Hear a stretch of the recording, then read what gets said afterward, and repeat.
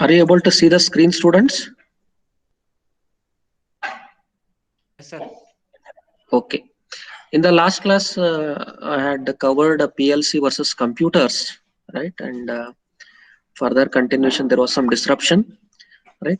Now, what are the comparisons between PLCs and computers? Can you recollect? Differences between PLCs and computers? Can you recollect the points? Differences between PLCs and computers. You can start with any point. Can start with any of the point. Can start with any of the point. Okay. So tell me the first difference. What is the first difference? Yes, please. First difference. Yes.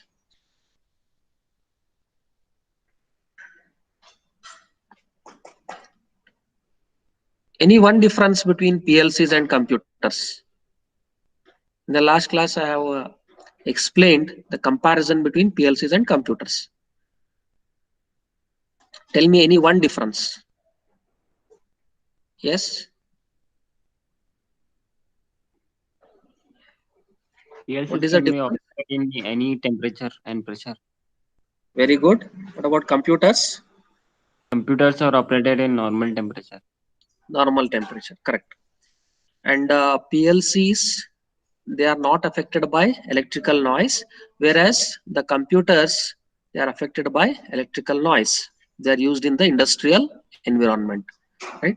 Then what about the programming languages used for the PLC and programming languages used for the computers? Which programming languages are used for PLC?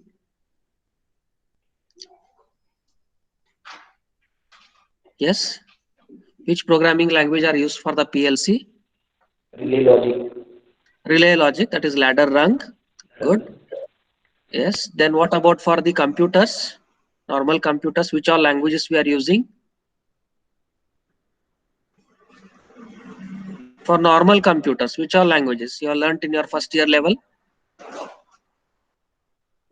The computer language, which is that? Which language you have learnt in your first year level? C, C++. Correct, correct. Very good. C, C++, Java, Python, Visual Basic, all these we operate on normal computers. Okay. So this is the third difference. Then the basic difference between PLCs and computers, what is that? The basic difference. PLC, as you told, based on the first point, that is PLC can operate in industrial environment. It is industrial oriented computer, whereas the computers cannot operate in the industrial environment. Okay. And next difference. Can you recollect any other differences? What about the input output modules, how they are connected in PLCs and how they are connected in computers? Input output modules, how they are connected? Yes. So in PLCs, input and output modules, right? They are not permanently attached, like how the keyboard or CD drive or monitor are attached in the computers. Like that, in the PLCs, these components, that is keyboard, CD drive or monitor devices, they are not permanently attached to the PLC. But whenever it requires, whenever there is a requirement, that time the input module is connected or the output module is connected. Okay.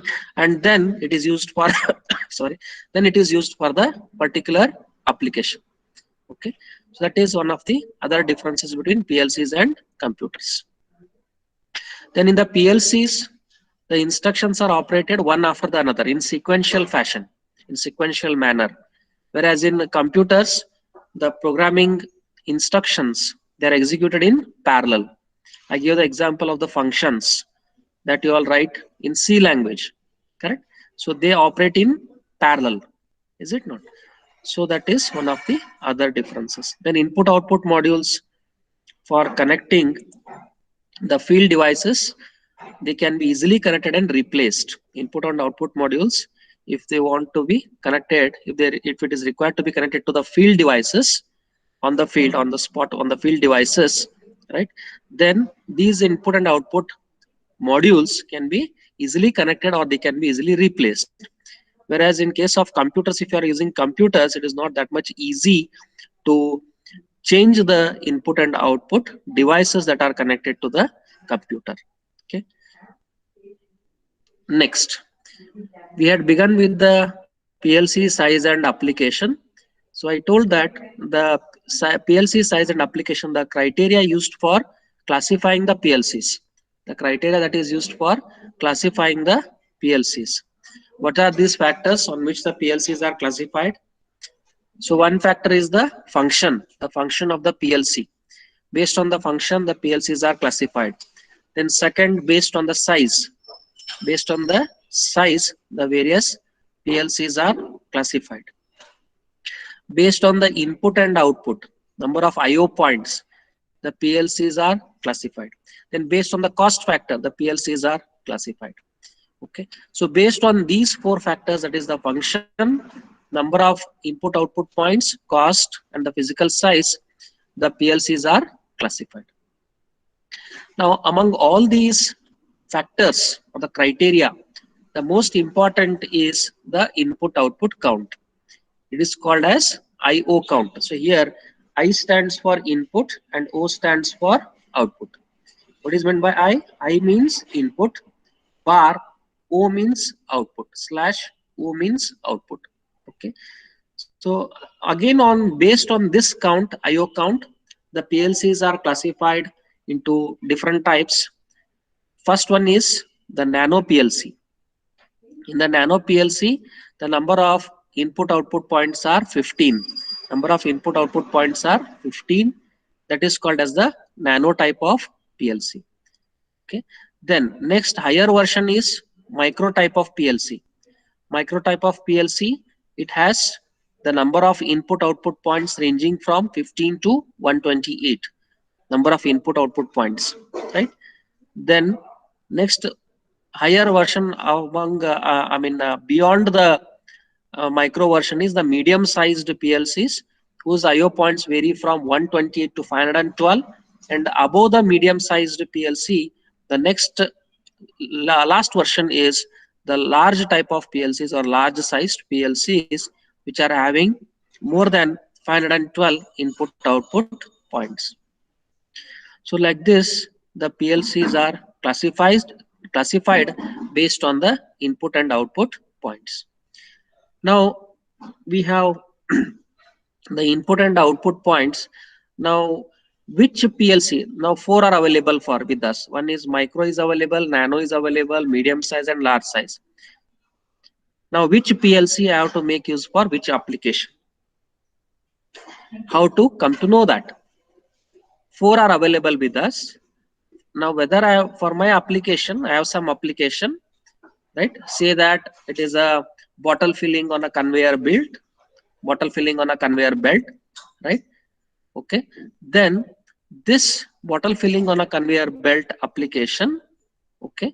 Let us say we are supposed to use one among these four PLCs. Then which one I have to use? So it depends on the type of application. It depends on the type of application, the requirement that decides whether I have to go for micro PLC. If the number of input output points required are more, then I will go for medium sized PLC. Or if still the number of input output points required are more, then I will be using the large type of PLCs. Okay. So like this, based on the complexity also, that also decides which type of PLCs I have to make use of. Okay. Then once I choose the PLC, that PLC should satisfy the current requirement, right? Whatever is my present requirement, whatever based on the complexity, right? Based on the module that I'm using, based on the field devices I'm using, based on that, the PLC should be of proper size to satisfy the current requirement and also the future requirements of the application. It doesn't satisfy only if it is satisfying the current requirement. Okay, it should also see that it satisfies the future requirements also. So sometimes it may happen that I have to expand my memory, right? I require more memory.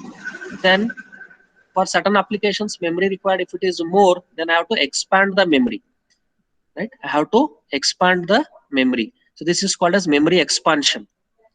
Memory expansion. In microcontroller, you might have heard of microcontrollers, right? So in microcontrollers, there is a terminology which is used is memory expansion.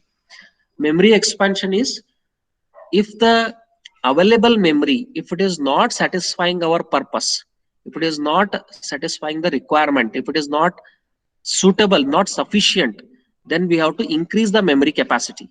We have to increase the storage capacity where we are storing the data and the instructions. So if we want to increase the memory capacity, then we have to increase the memory size. That is called as the memory expansion. So what is done is, if the inbuilt memory, if the memory which is present on the PLC, if it is not sufficient, then we have to add certain extra memory, external memory, and see that the memory capacity is increased. So that is how we are providing the memory expansion. So based on all these factors, it should be in a way, it should see in such a way that it should satisfy the future requirements also based on this particular point. There are three major types of PLC applications. There are three PLC applications. One is single-ended application, second one is multitasking application, and third one is control program application. Control program application. Single-ended, multitask, and control management application. Single-ended application means it is also called as standalone application, standalone system. In the standalone system, the one PLC can control only one process. One PLC will be able to control or will be able to communicate with only one PLC. Such of the applications, they are called as single-ended. Single-ended means one PLC controlling only one process. Okay, this standalone unit cannot be used for communicating with other computers or PLCs, because it is meant to communicate one PLC, one process. That is the boundary here. Okay, that is the restriction. You cannot use more than you cannot use more than one. That is, it cannot be used for more than one processes. Next one is multitask PLC application. So multitask PLC application, as the name itself suggests, that multitasking. Multi means, what is meant by multi? Anybody tell me what is meant by multi? Meaning of multi. What is the meaning of multi? Task is any process, right? Any process, any application, that is any job, right? That is called as a task. What is meant by multi? Meaning of multi, can anybody tell me? Multi means what? Meaning of Multiple, English? Yes? multiple, yes. Yes, multiple. That is many. Okay, not single but many, not one but many. Okay, so many processes can be controlled by a single PLC. So such of the applications, they are classified under multitasking PLC applications. Now here, sufficient input output capacity is one of the important factors in this particular type of multitasking PLC applications. Okay, that means the input output capacity, it decides how many processes the PLC can communicate with. If the input output capacity is more, IO point capacity is more, then it can communicate with many processes. Okay, if the input output capacity is less, then it cannot communicate with as much it is necessary. Okay, so input output capacity is one of the prominent factor here in this particular type of PLC. If the PLC is a subsystem, if the PLC is a part of a larger system, suppose if there is a large system and the PLC is part of the large system, then this PLC should communicate with the central computer, or it should communicate with the central PLC. There is one PLC at the particular application site, another PLC at the central site, which is monitoring this PLC. So this PLC should be able to communicate with the central PLC. Okay, so that is required for this multitasking PLC applications. The third type is control management PLC. A control management PLC. A control management PLC application, it involves one PLC controlling many other PLCs. One PLC controlling many other PLCs. Okay, that is called as control management PLC.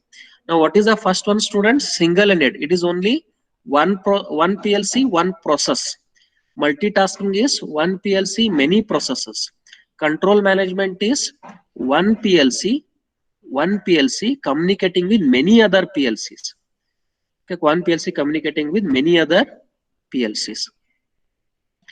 So in this particular type of control management PLC, the PLC which all it wants to communicate, it should be in such a way that it can communicate with any PLCs.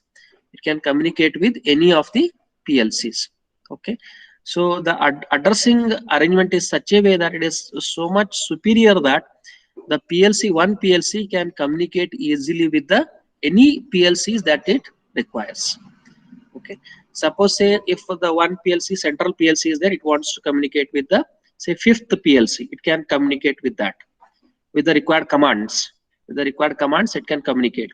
Then if the first PLC, if it wants to communicate with the 10th PLC, then it can communicate with the 10th PLC with the necessary commands and instructions, the ladder rung arrangement. Okay, so that is what the point is. This kind of application requires a large PLC processor. The PLC processor should be large. So the large meaning, it doesn't mean that the PLC size is large. It doesn't mean that, note that large PLC processor, it doesn't mean that the size is large based on how much complexity it is handling. The processor, how much complexity it handles, right? So that is deciding the smallness or the largeness of the processor. Okay, so it is not the size, doesn't mean that it is the size, right? So here a large PLC processor, the processor again, it is say if it is only the processor, then it can only process the information like addition, subtraction, multiplication, division, or processing the information, extracting or reading the information, storing the information. All this is done by the processor. But if we want to control, then the processor should be present with other components such as the input output section, the memory, right?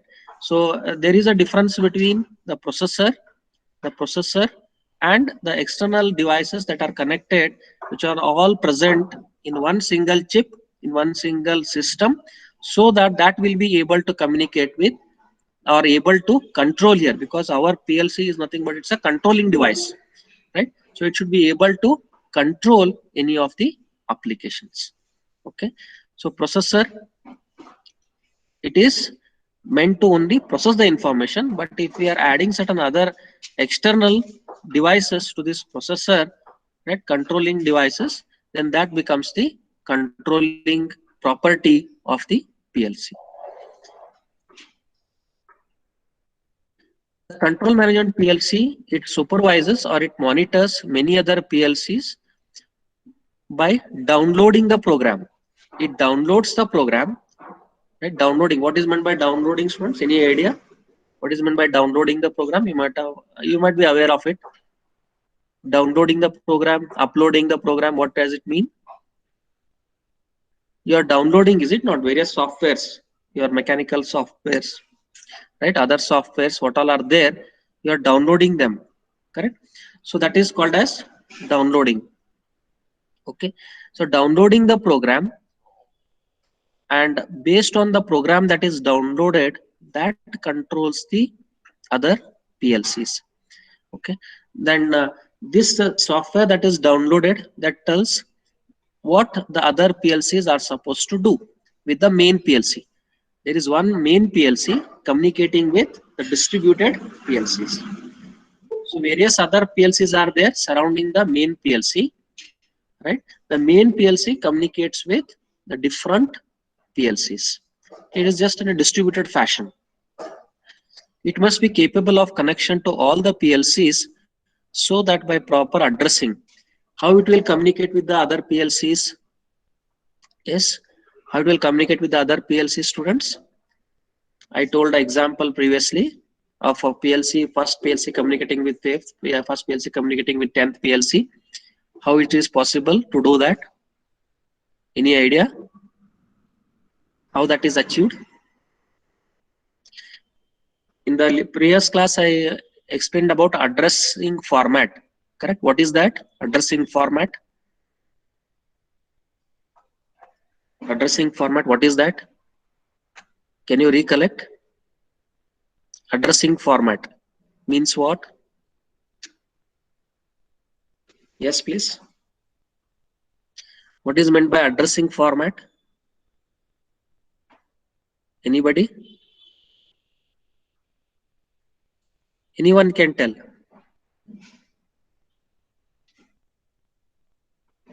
Addressing format means what?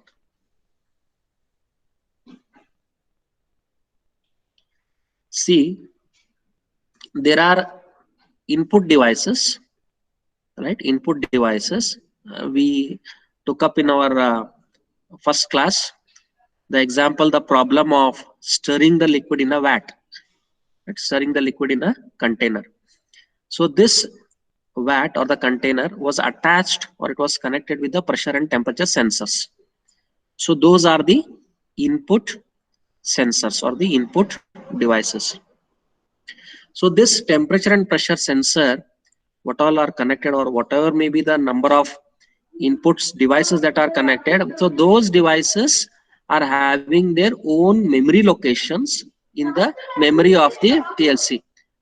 In the memory of the PLC. Just a minute.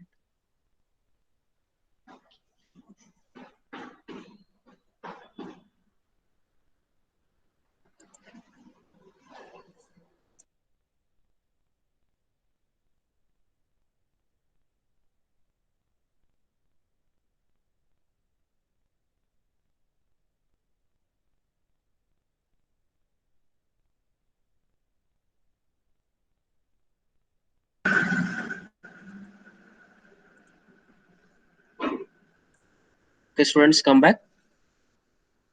So I was giving the example of the devices which are connected, that pressure sensor and temperature sensor.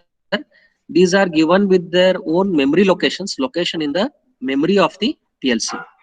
Okay. So in the memory of the PLC, say one location is meant for the temperature sensor. Another location is meant where it is storing the data for the pressure sensor. Right? So like this, each of the input and output devices have their own memory locations. Right? And this particular way of storing the data in the memory locations is called as addressing format. Okay, just like how our houses have their own location addresses, is it not? We have our own mohalla, we have our own locality, right? Our own street, right? If the postman comes to us, how does he identify? If the postman comes to us, right? Based on the location, is it not? Based on the street, based on the pin code, right? So based on all these, that is the location, the postman will come and deliver the parcel based on the location, only based on the location. Okay. Similarly, in for the input and output devices also, a particular location is there for the various input devices and for the various output devices, right? So that is nothing but called as the addressing format.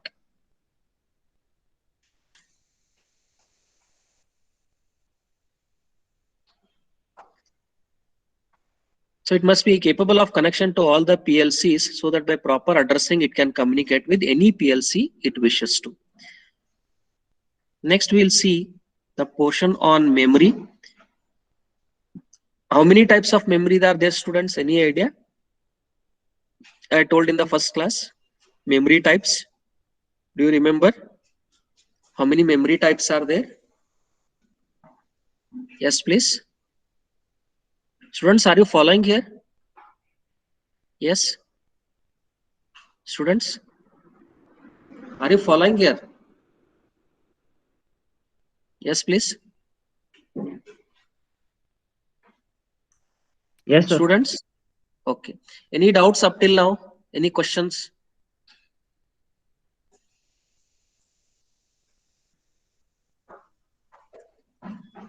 Any doubts or any questions up till now?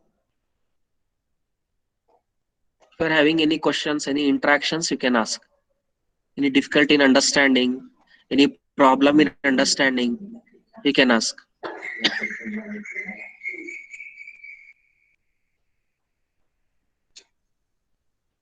Yes, students, any difficulty up till now?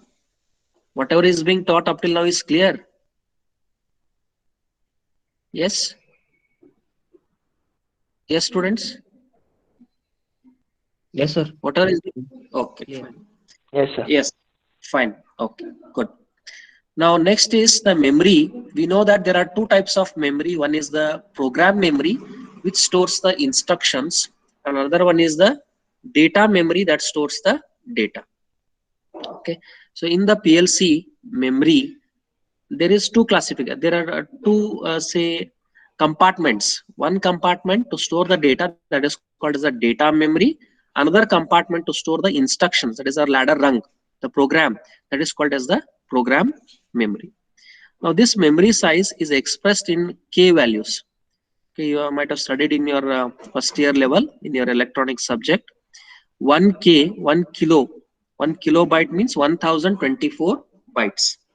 Okay, 1 kilo means doesn't mean that it is 1000 here. It is a computer language. In computer language, we say that 1K is equal to 1024 bytes, but not 1000 bytes. Remember. Okay. Then how many bits make 1 byte? 1 byte is equal to 8 bits. Now, what is meant by bit, students? Bit is either 0 or 1. Bit is either a 0 or a 1. Okay.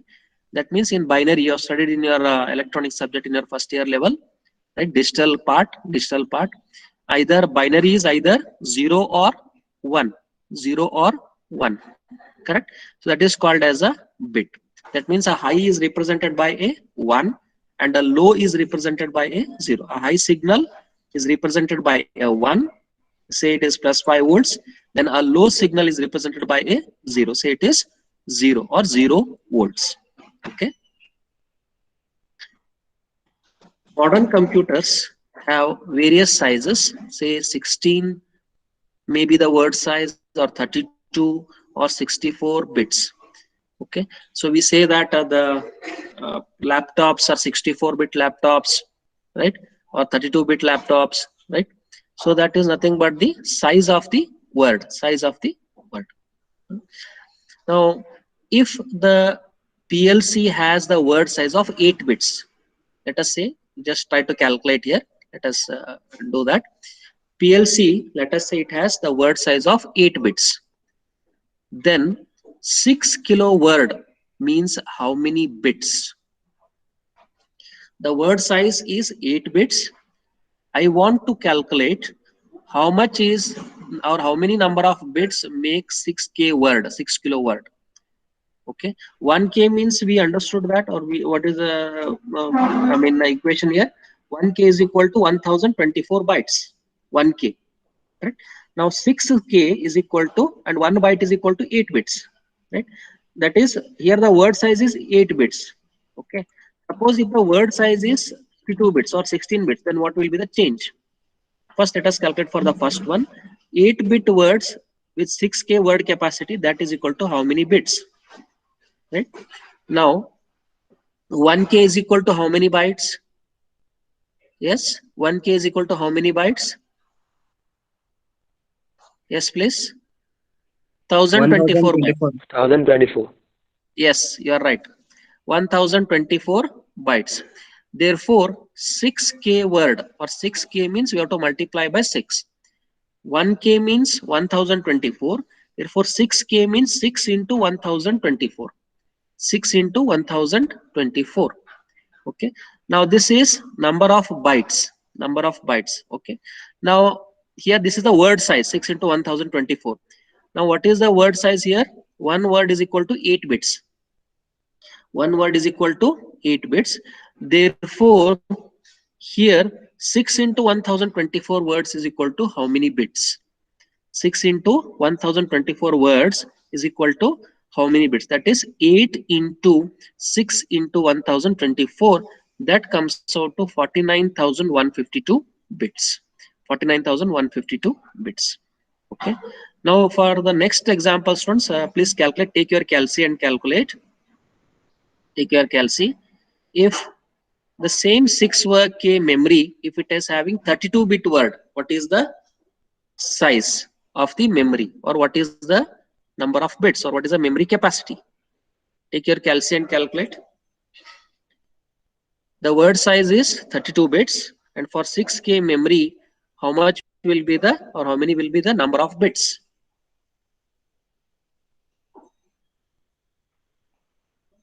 Tell me the calculate and tell me the answer, students. Number of bits in 6K word if the word size is 32 bits.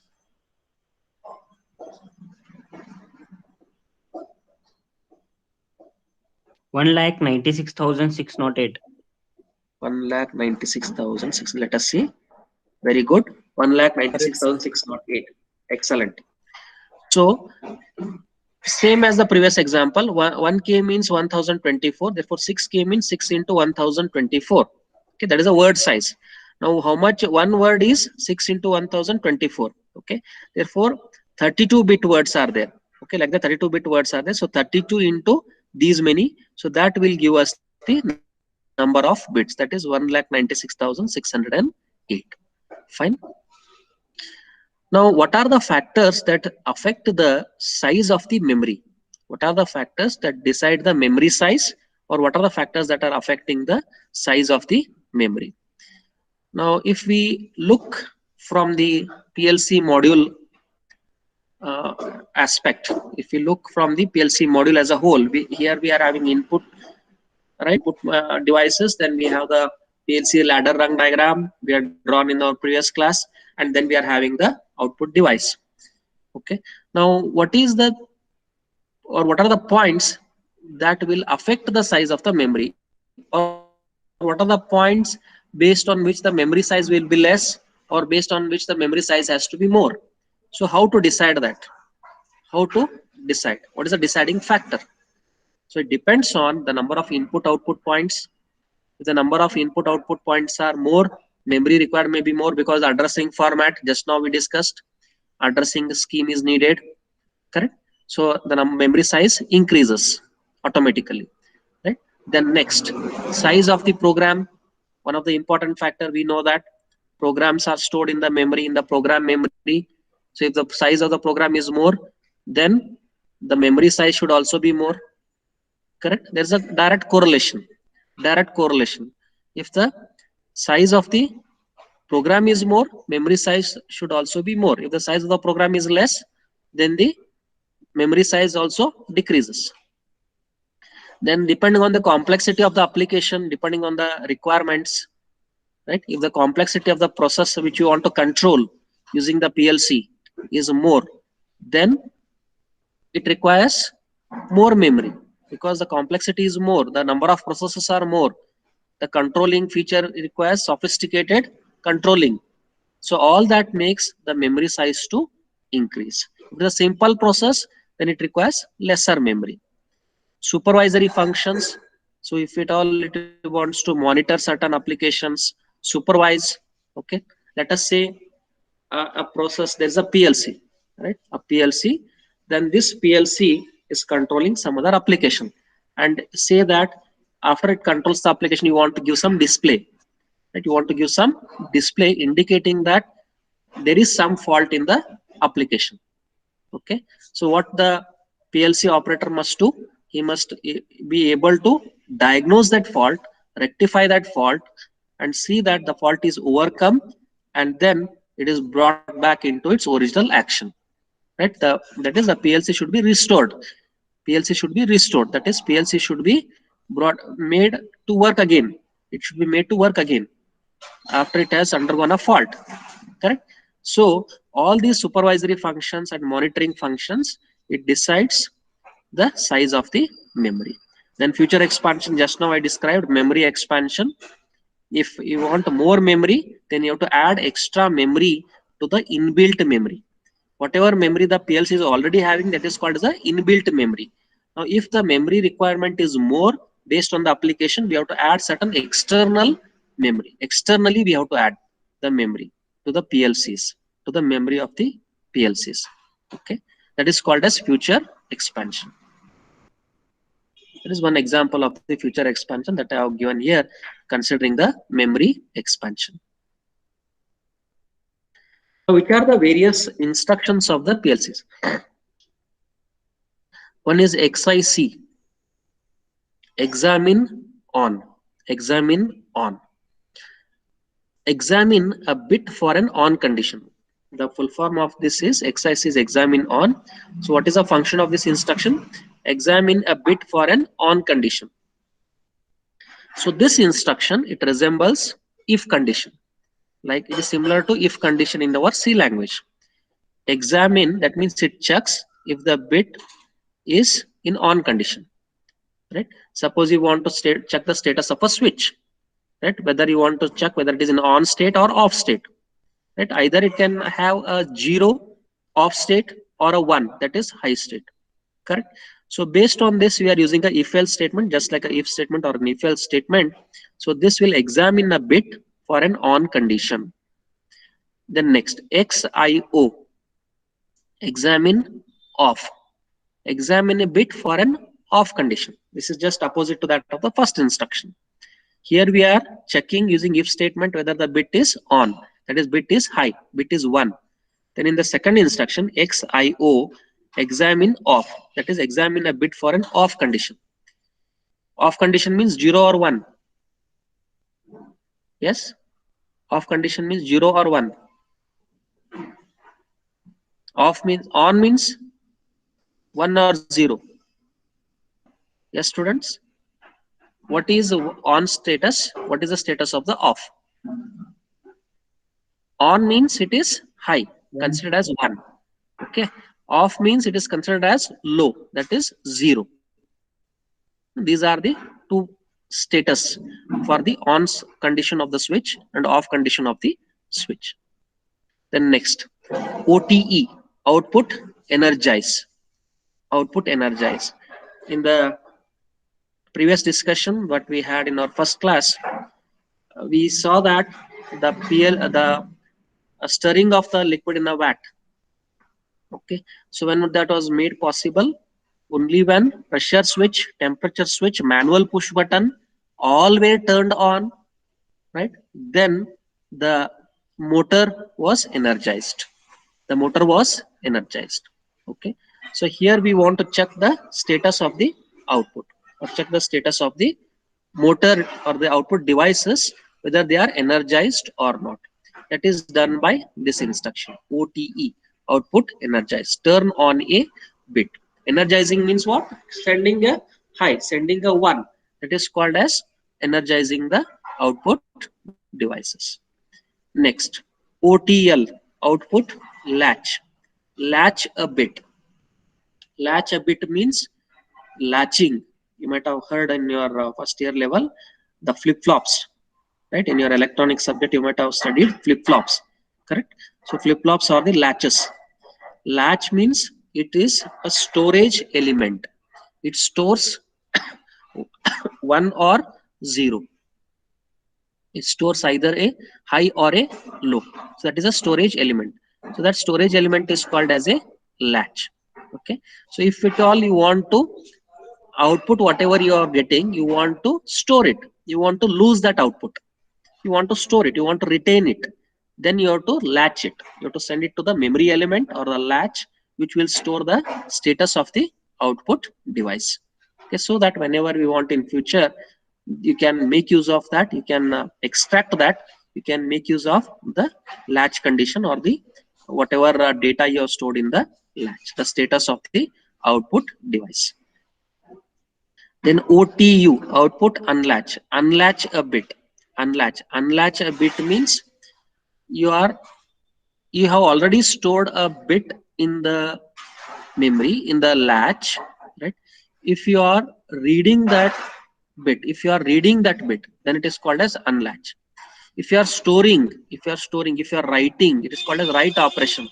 It's called as write operation. If you are storing a bit in the latch in the storage device, then it is called as a latching, or the storing of the data, or writing the data. If you are unlatching a bit, means you are reading the bit from the latch, you are reading that value. Okay, reading that value. You might have heard of writing operation and reading operation in computer language, is it not? Read and write. So it is the same thing. So unlatch a bit means reading the bit from the latch. T off, timer off delay. Turn an output on or off after its rung has been off for a preset time interval. Suppose if the rung, that instruction, particular section of the ladder rung diagram, if it is off for a certain time interval, then we have to turn an output on or off depending on the status of the rung, depending on the timing for which the rung has been in off state. If that particular section of the ladder rung diagram is off for a certain fixed interval, for a certain preset time interval, then after that time has elapsed, say the ladder rung is off for 5 seconds, after 5 seconds time elapse, okay, after the 5 seconds of time, the output should be turned on or off. So that time we are making use of this instruction TOF, timer off delay. Similarly, T on, timer on delay. Timer on delay, it is exactly opposite to that of the previous one. Turn an output on or off after the rung has been in on state for a fixed interval of time.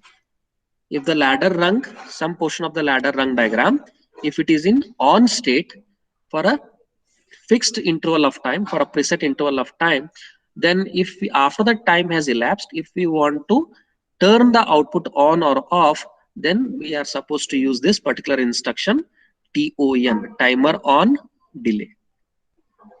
Next, CTD, countdown. This is the software instruction. All, of course, all are software instructions only. Countdown. So here, if you have studied, in digital electronics, what all different flip-flops or latches or registers, whatever you're studying in electronic subject, right? In your first year level, you can rig up, you can conduct those experiments manually. You can conduct those experiments. You can apply the input and check the outputs. How much is the data stored in this flip-flop? How much is the data stored in the memory? All that is possible to check. Now, when it comes to software part,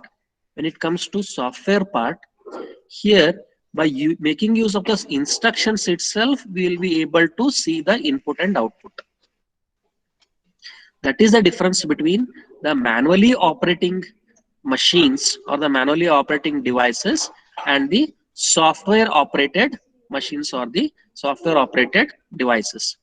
Okay, manually operated means you have to manually operate them. You have to manually rig up this experiment, to conduct it, apply the input, check for the output. Correct. But when it comes to software, you can just write the instruction, and just by giving some inputs like how you have done in the C language, you'll be able to check the output. Okay. Now, what I was supposed to tell here is CTD, countdown, means the software counter to count down from specified value. It's a counter, down counter. There are two types of counters, up counter and the down counter. Okay. Now, up counter, I'll give an example. For up counter, your normal clock, okay, that is up counter. It counts in the upward direction from 1, 2, 3, 4, 5, 6, 7, 8, 9, 10, 11, 12 a.m. Okay, then 1 p.m., 2 p.m., 3 p.m., 4 p.m., like this. It's a up counter. Then down counter. In sports, you have a timer watch. Okay, the timer. right? What it will do, it will check for the countdown, right? Countdown, how much is the time elapsed. Okay, so that is where we are using the up counter and the down counter. Down counter means it is counting in the downward direction. Say it is starting from say 20 seconds, then 20, 19, 18, 17, 16. So from 20 to 0, that is called as the down counter. Okay. Then next, count up, CTU. Use a software counter to count up to a specified value. It uses the software counter, again the software instruction, to count in the upward direction. I give the example of a clock. The clocks that are available in our houses. Okay, it counts in the upward direction, right? That is upward counter or up counter from say 0, 1, 2, 3, 4, 5, 6, or 8, 9, 10, whatever it is. Right? So these are few of the PLC instructions. Okay. Next, we will move on to the hardware components. Hardware components. That is the input-output section. Input-output section. The I/O section of a PLC is where we are connecting the input devices to the controller, to the processor, and from the processor we are connecting it to the output devices. So there is a link, continuous link from the input devices. It will read the data from the input device, stores it into the PLC memory, performs the required operation on that stored data in the PLC memory. It processes that information using the processor, and then that data is sent to the output devices. So it is a continuity. There is a continuity. Input-output section of a PLC is a section to which all field devices are connected and provides interface between them and the CPU. Interface. Interface means that is there is a continuity between the input devices, the processor, and the output device. So these input-output arrangements, there are two types of PLCs again here classified. One is called as a fixed PLC, in which the input and output modules are inbuilt. They are fixed, available fixed with the PLC that are manufactured by the manufacturer. And other type is the modular type. In the modular type, the I/O modules, input-output modules, are connected externally. Right? You do that assembling, no? Yeah, like in a computer, you take the monitor separately, CPU separately, and then you connect the keyboard separately, different keyboard or different mouse. Okay, so that your cost requirement will come down. Right? So similarly, there are two types of PLC. One is fixed PLC, and another one is the modular type of PLC. In fixed PLC, the input-output modules are inbuilt, or they are fixed into the PLC. And in the modular type, the external input-output modules are connected, or the input-output modules are connected externally. Figure shows the rack-based I/O section made up of individual I/O modules. So this is the rack-based input-output section here. What you are seeing here. So there is a power supply. You can see there is a processor module. There is a processor. Then the input-output modules. These are the slots. These are the slots. There are 6 slots here, 0 to 6 slots, and they are the input-output modules. So what does it mean? Rack-based I/O section. It means that it can connect any of the field devices, right, to this I/O module. Okay, if you want to connect, say, 7 different field devices, so you can do that, because again in single slot there are many compartments. You can see here in single slot, this is slot number 0. In slot number 0, again there are many compartments. In slot number 6, there are many compartments. So you can communicate, you can connect the different I/O modules, input-output, different field devices to this I/O section or to the I/O module. So this particular type of I/O section or I/O module is called as rack-based I/O section, because how it looks, can just see here, it looks like a rack, is it not? We place the books in the shelf in our racks, correct? It is similar to that, and hence it is called as rack-based I/O section. Input interface modules accept the signals. So whenever there is should be any communication between the input device and the output device through the PLC. Through the PLC, there should be communication between the input module through the processor to the output module. Then that communication should take place, right, from accepting the signals. That's what I told, from accepting the signals from the input device, sending that signal to the processor. Then processor will process that signal and it will send the controlled signal to control the various external devices or external machines. Okay, that is how it is controlling, right? Similarly, as we have the input section, we have output interface modules which convert the controller signals into external signals used to control the machine or the process. Okay. Output interface modules convert controller signals into external signals used to control the machine or the process. The IO system provides an interface between the hardwired components in the field and the CPU. Again, the same thing, it's an interface. The communication, the continuity between the input module, the processor and the output module. The input interface shows a status information regarding processors to be communicated to the CPU, right? It shows the status information whether if we are storing, if the say switch is on, the switch is on, then it is stored as 1 in the PLC memory. If the switch is off, then it is stored as 0 in the PLC memory, right? So that status information is given by the input interface, by the input module. It is shown on the input module. It is communicated to the CPU, and CPU in turn communicates the operating signals through the output module to control the various output devices. The next figure you can see Allen Bradley manufactured PLC chassis and rack. So this is the chassis and the rack arrangement, input output section, input output module manufactured by Allen Bradley company. Here you can observe one is the processor part, this is the processor section. Then here we have 128 input output rack. So it's a huge one, 128 input output racks. Then 8 slot chassis, 8 slot chassis. This is a chassis arrangement, okay. So you might be familiar with chassis. What is meant by chassis? Chassis means what? Main body. Yes, yes, exactly, you are right. So chassis means the main body, or which is enclosing all the input modules, the processor and the output module. Okay, so it is enclosing the various parts. In here in particular to this IO module, it is enclosing the various parts or the various slots. Okay, so that is nothing but the that is the Allen Bradley PLC chassis and rack arrangement.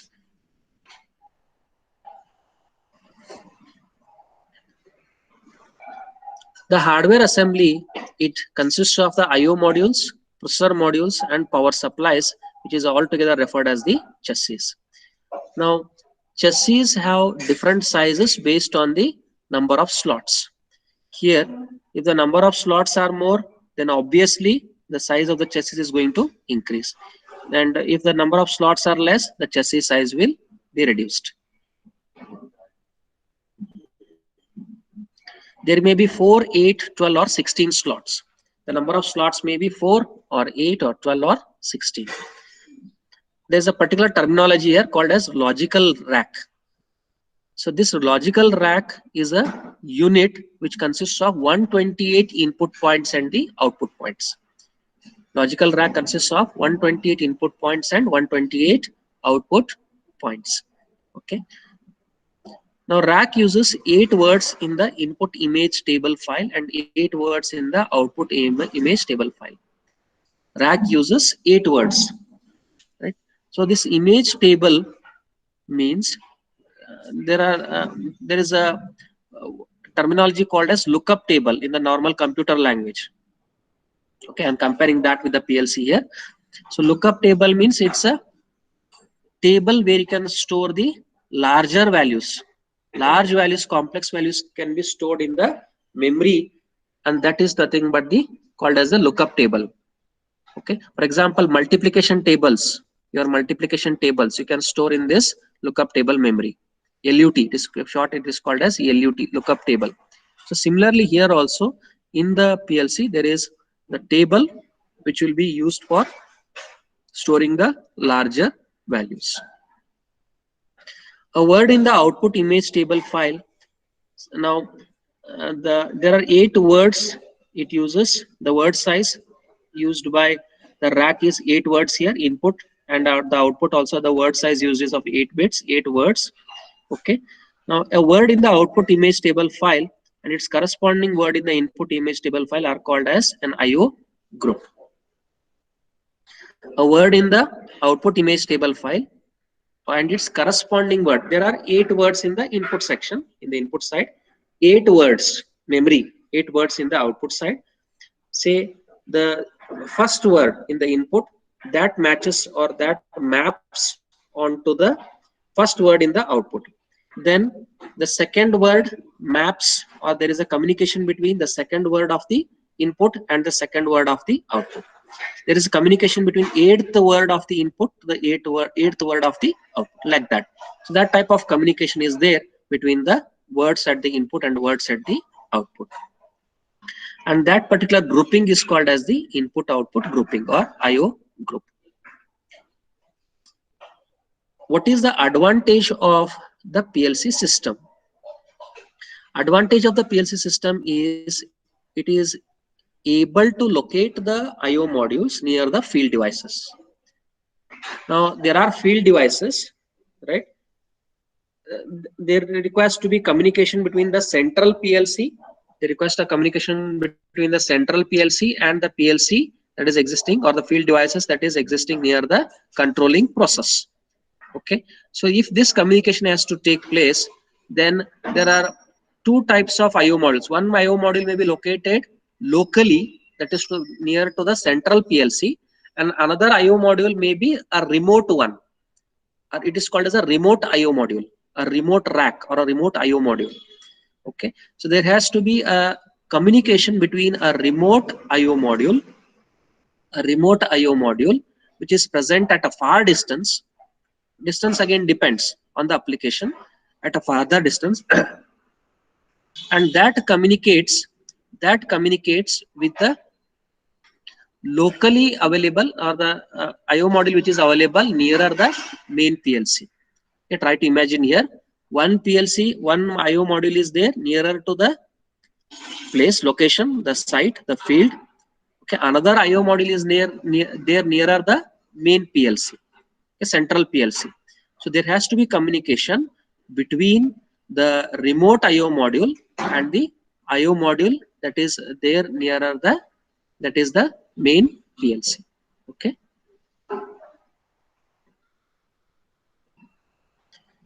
The processor receives signals from the remote input modules and sends signals to output modules. A rack is called as a remote rack when it is located away from the processor module. To communicate with the processor, the remote rack uses special communication network. There should be, or there is a particular specialized network available for communication between the remote rack and the locally available rack. That's what it is. Remote racks are linked to the local rack through a communication module. The PLC memory system stores all the information that is regarding the status of the input and output devices. Then if you want to keep the track of this information, then we are using the addressing scheme or the addressing format. Correct? An address, what is an address? That's what I gave the example at the beginning of the class. An address is a number that indicates where a certain information is stored in the PLC memory. So just as home address tells where we live in the city, a device address tells the information as to where the information is stored in the PLC memory. I hope you all are following here, students. Any difficulties up till now? Students, any difficulties up till now? Students?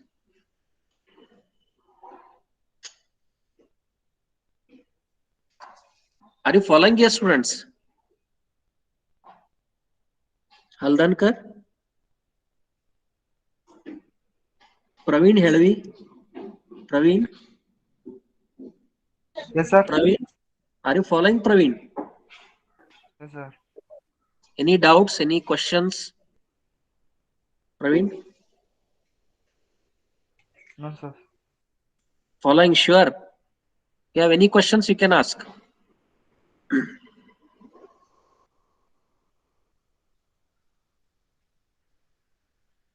Sohail, I have sections. IO section. What is the doubt on IO section? Yes, Sir, please. rack position. Rack position you want me to explain? Yes, sir. Okay. So I will show you the slide. You just see which slide it is. You have not understood. This one you have not understood, or the previous figure? The This previous one one. or previous figure? And this one? No, sir. The This one you have another not one. understood. Hmm? Yes, please. The another one, sir. Another one. Okay, I'll come to it. This one? Yes, this one? Yes, sir. Okay. See, rack-based input-output section means, so this is the IO module. IO module. There are number of slots here. Racks. These are just like a rack.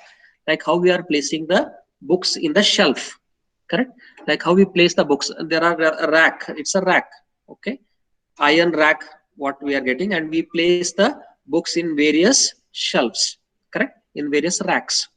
In one compartment, we are keeping the previous semester subjects, books.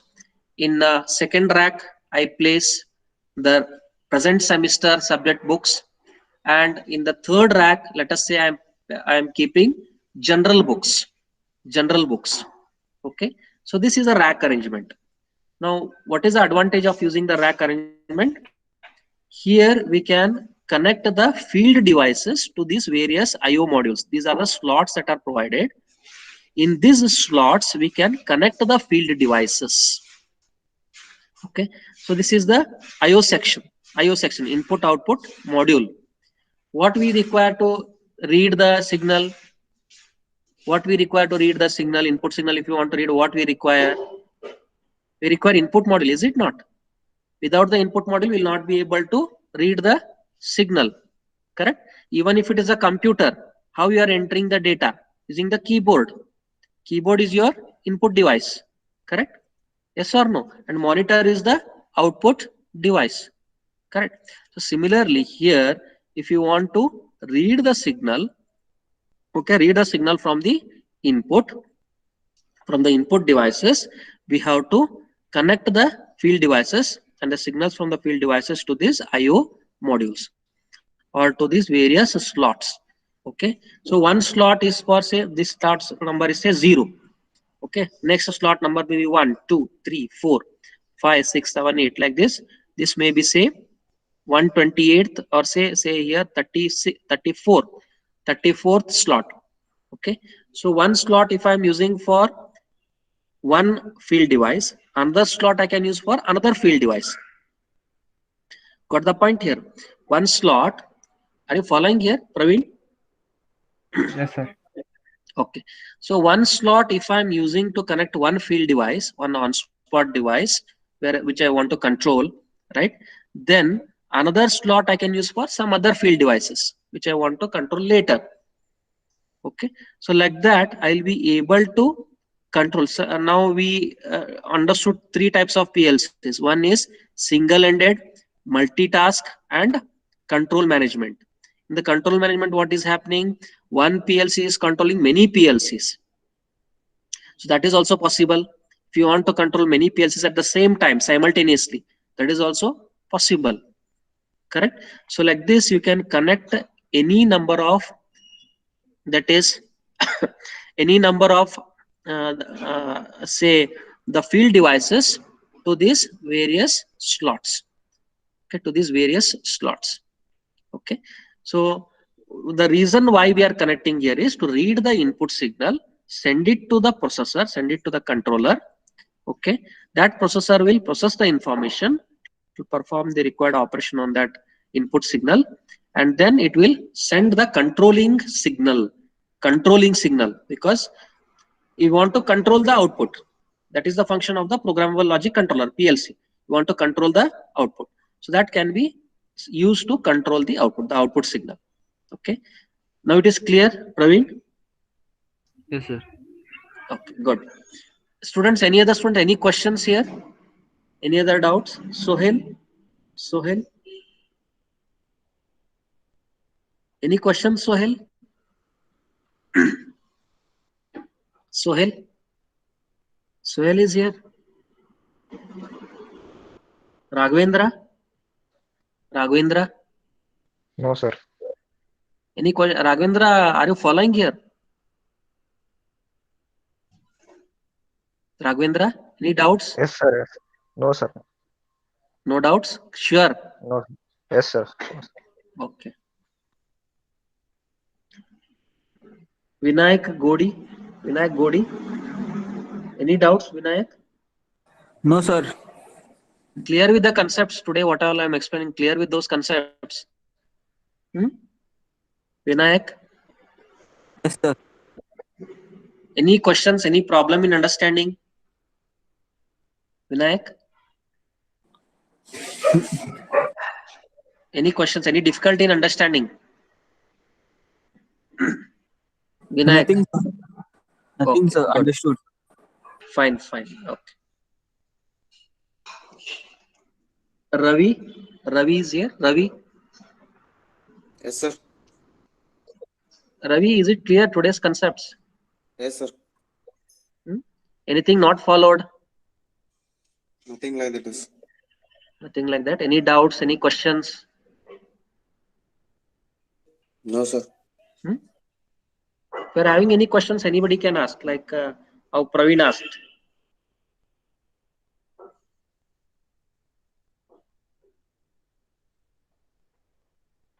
Inoch D'Souza? Inoch? Yes, sir. Is it understood, Inoch, what all you have studied in today's class? Yes, sir. Sir, Any questions? Yes, please. You are asking something. sir, each slot has a different function. Which one? In this figure, rack In this based. figure. What is your question? Tell me. Each slot has a different function. Different function? No, it doesn't have any other functions except to receive the input signal and to provide the output signal. That's all. It receives the input signal from the field device, processes that, and then sends it to the control signal to the output device. That's all. There's no other function here in this particular rack-based IO section. Yes, sir. That is the only functionality of this. Okay, good question. Anything else? Anybody? Sir, whether this rack-based IO is a whole PLC or it is a part of PLC? Correct. That's a good question. Now here, rack-based IO section. The name that they are giving is rack-based IO section, but they have shown processor module, power supply, okay, input-output modules all in one arrangement.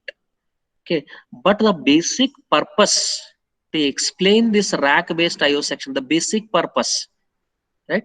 That is targeting is nothing but the IO modules. Though they have shown the power supply, the processor modules, but internally what is there in the processor, they have not shown. Okay, what they have shown is only the IO sections, the input output sections, the slots, which are meant to connect the field devices, that is to receive the signal from the field devices or from the input sensors, right, and then send the controlling signal to the field devices, right. Though they have shown the other parts here, it may appear that it is a entire PLC. It is not like that. Got the point here? The basic purpose that it is serving is meant for the input output section. Is it clear here? Yes, sir. That's a very good question. Anybody else? Yes, please. Anybody else? Okay.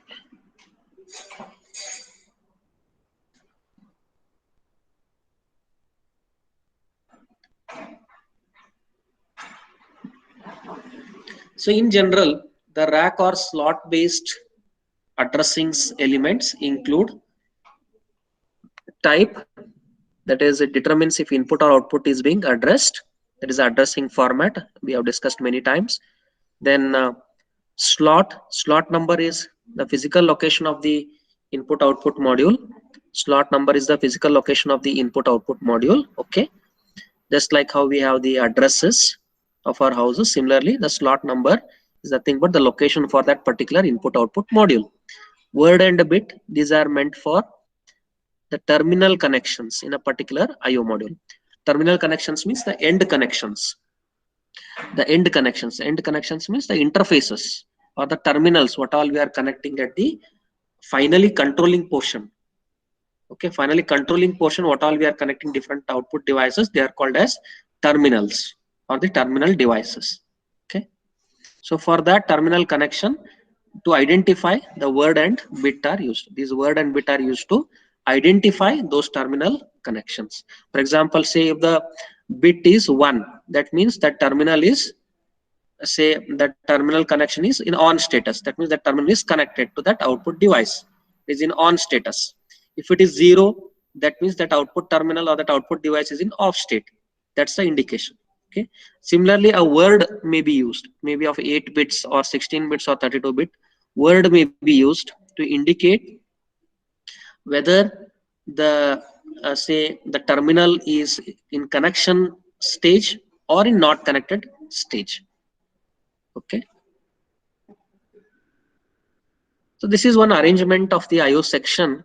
The format as to how the this is recognized. You want me to continue, students, here?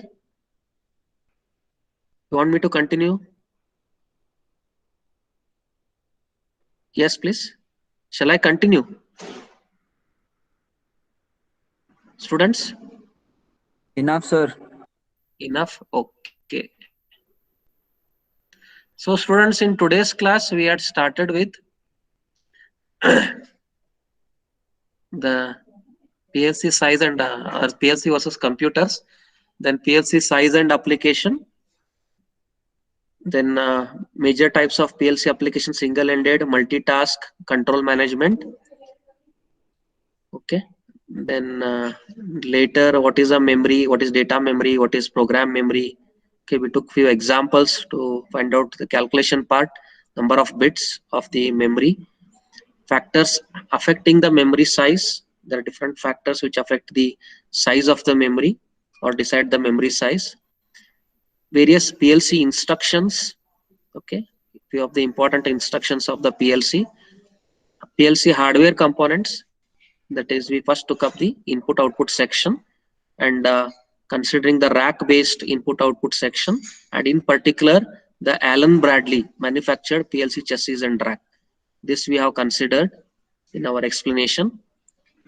And then we have defined various terms such as logical rack, IO group, chassis. Okay. Then what is meant by remote rack, and what is locally available rack, how they communicate using the special communication network, right? All those we have taken up here. And then finally the IO section, the rack or slot based addressing elements include the type, the slot, and the word and the bit for identifying the terminal connection. Okay. So any other questions, students? Any other questions you want to ask, or shall we wind up? Students, any other questions you can ask? You're having any other questions? I hope everyone followed here. Yes, students.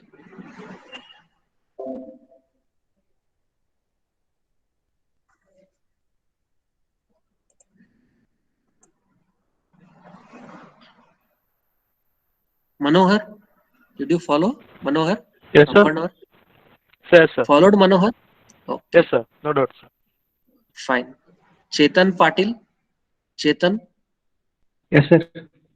Clear with the today's topics, Chetan? Yes, sir. Okay. So then we'll wind up here, students. We'll continue with the next topics in the IO section, and then we'll take on the discrete output section that will continue in the next class. Thank you.